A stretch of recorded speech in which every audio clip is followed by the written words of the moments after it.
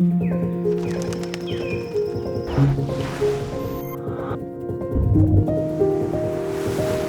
to me is my family, it is my story, it is my heritage. It's a major way that I identify myself. It's a part of my everyday well-being, my purpose. So naturally, the artists that I've come from, family legacy is incredibly strong and has been for a very long time, and I want to be the pioneer really continuing on that journey, because if it's not me, then who else is it going to be?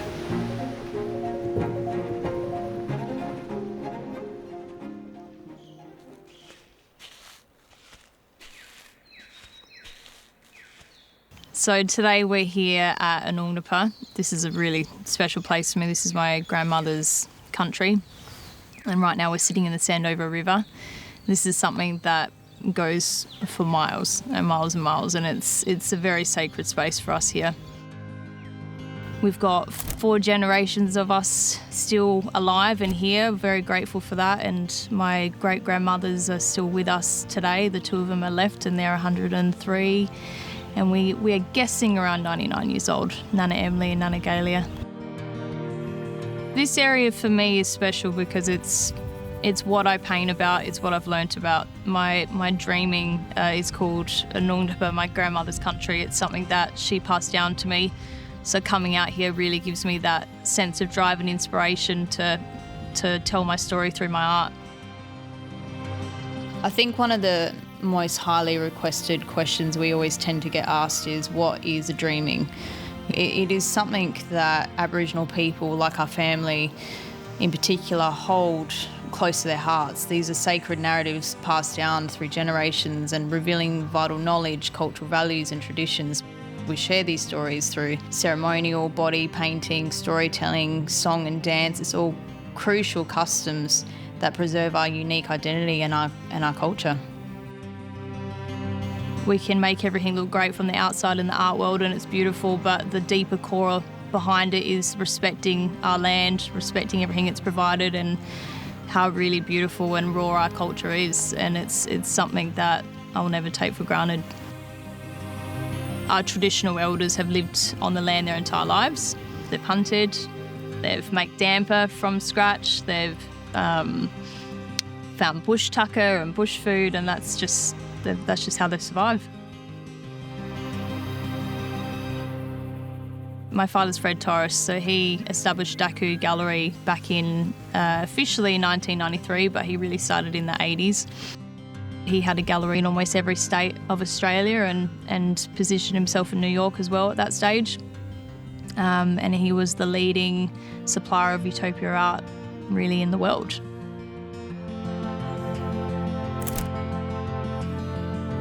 I run my own gallery called Pwerle Gallery. I have the pleasure of looking after 4 generations of my family who all still paint for me. The community was my number one, my family was my number one drive of the business. I think the art was a beautiful bonus, naturally seeing them produce and tell our stories. I come out here at least once a month when I can to do workshops with my family for the gallery. And sometimes we just come out just to recharge. I think being out here is a place that's quite sacred and something that not many people really can understand how recharging and how beautiful it is. It's something that is unexplainable in words. It's home.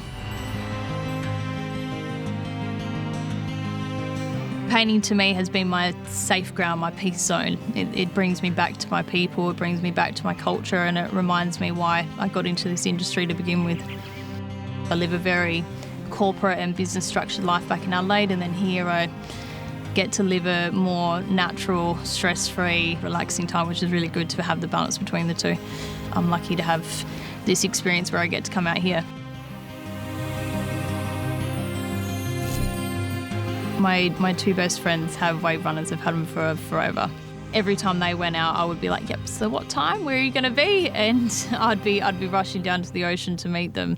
And I remember jumping on it for the first time on the back. I'm also a control freak. I couldn't handle not being able to drive it on my own. And then by the end of that, I was like, yeah, you know what? I need my own. So I've had mine now for close to 2 years, I think.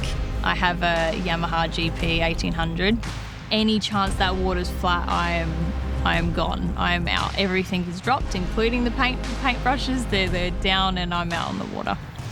I get a lot of inspiration from being out on the water and releasing that creative sort of energy and really rejuvenating that and putting that back into my work. When you turn off the motor and you're just sitting in the ocean like that, to find that sense of peace and silence and to be able to use that as a part of your creative drive is something that I know is certainly working for me. I have had the pleasure of creating a piece in collaboration with Yamaha. I have my WaveRunner and the ocean as that deep inspiration, and then you've got the outback and growing up on the motorbikes. And I think naturally knowing that Yamaha's core colours is that ultramarine blue and that red, I've really drawn those two worlds together and made sure I created the piece in a way that they weren't divided, but they naturally coexisted together. And I think having that crossover and those two worlds meet, they're my two happy places, and really bringing Yamaha's vision to life, but through my lens.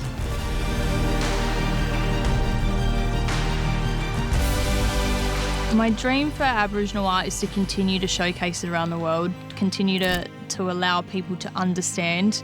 I think naturally with the culture, people get quite scared to ask the questions, and I think our art gives them that opportunity and room to be able to ask and to learn. We want people to love the culture as much as we do and realise that it's actually such a simple, beautiful culture with, you know, really strong family morals. I find that creatively it's incredibly hard to plan too far into the future. And with our culture too, and the age of our ancestors and our great-grandmothers, is we don't have much time, so our time's just precious. So I think planning for the now is more of a important value for me. And I think that's what keeps bringing me back here. I am Jade Torres and I'm united by Yamaha.